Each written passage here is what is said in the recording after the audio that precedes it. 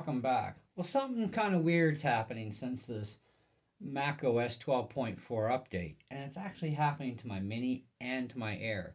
If you remember the last video I did on this since the update, it was showing that I was using over 5 gigabytes of RAM on the Mini and a little bit less on the MacBook Air.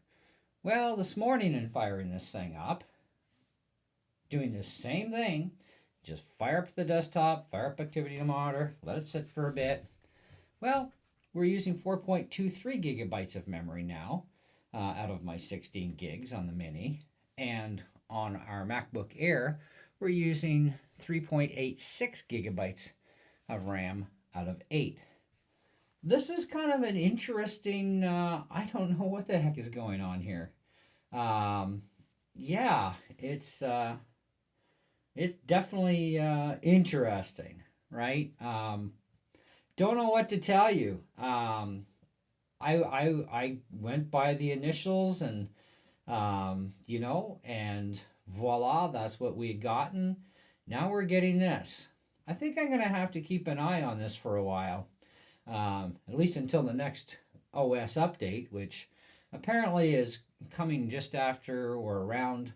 I guess it's the WWDC or whatever it is, the Apple event, right? They're supposed to be releasing Mac OS 13 and iOS 16.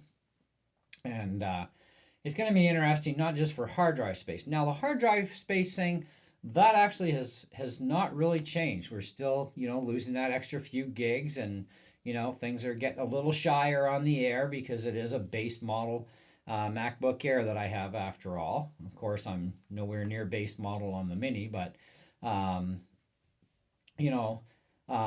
thing is I don't get where that extra gig plus went on the Mini all of a sudden.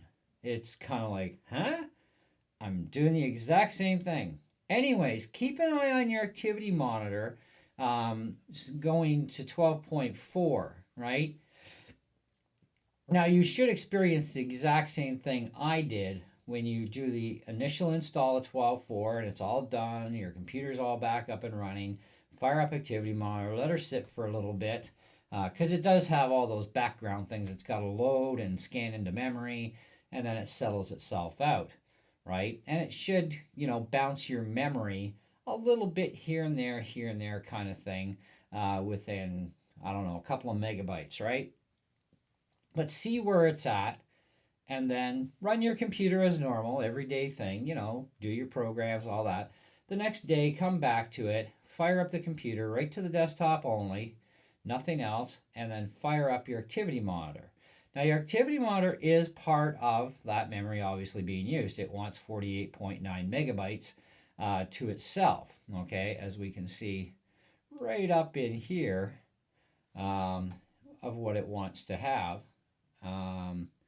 Virtual memory size, which we're not using virtual anyways, private size, but it's right up in here.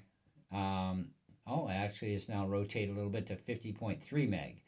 Well, back down to 49.6. So I guess getting out of that little window kicked us back a little bit. So there's always a little bit of fudge room off and on that goes through the scanning of all these programs. And I get that part. It should do that. But that extra gig plus that I was having sucked back from me, it's now settled itself out.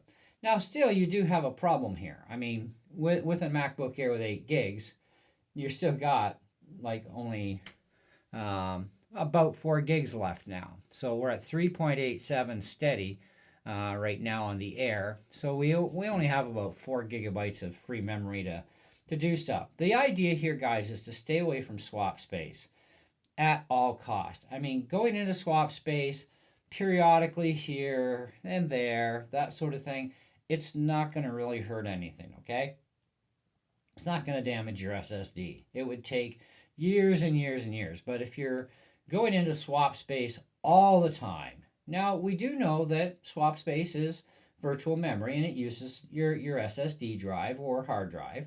Now, granted, these things are running about 3,000 megabits per second, okay, pretty close to that anyway, on these first M1 systems. So you really don't notice a performance hit while using it.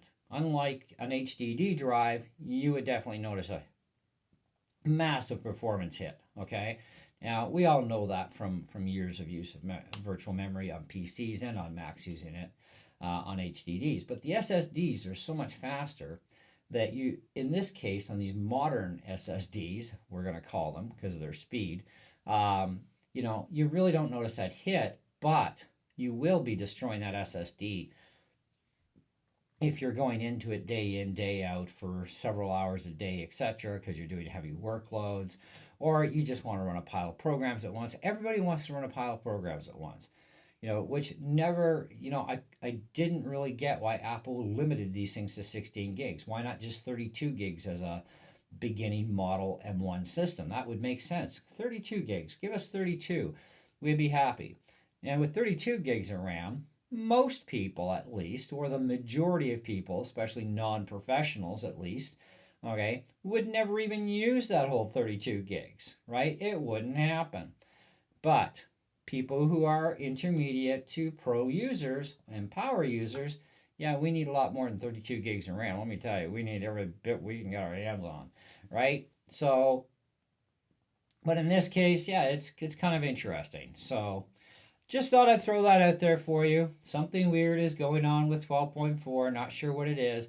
If any of you guys got any ideas that you can help me figure this one out, I'd really appreciate the comments below. See what you think is happening here. I don't believe in the whole, it's just settling itself in and making itself home on your hard drive, because that's not how software and hardware interact on a computer. Things just do this or do that. So there's an anomaly going on here. We're not quite sure what's happening. But in the meantime, thanks so much for watching. Hope you enjoyed the video, and we'll definitely catch you guys on the next one. All right? See ya.